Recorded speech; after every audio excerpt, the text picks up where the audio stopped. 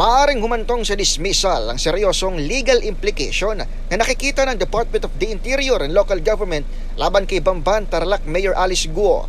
Ayon kay DILG Secretary Benhar Abalos, isinumite na kahapon sa Office of the Ombudsman ang report ng binuong task force para silipin ang koneksyon ni Guo sa nireid na pogo sa lugar. Bagamat hindi na idinetalye ang laman ng kanilang rekomendasyon, sinabi ni Abalos na may nakababahalang findings ng task force na binubuo ng 7 individual. Sa iwalay na press briefing sa Campo Crame, binanggit ni DILG Undersecretary Lord Villanueva na maaring maging parusa sa nabanggit na bigat ng reklamo ang suspensyon kung hindi man dismissal sa serbisyo. Generally po, there are, when it comes to grave misconduct or gross negligence of public officials, administratively po, ang pwede pong parusa dyan ay either suspension po or pwede rin dismissal from public service.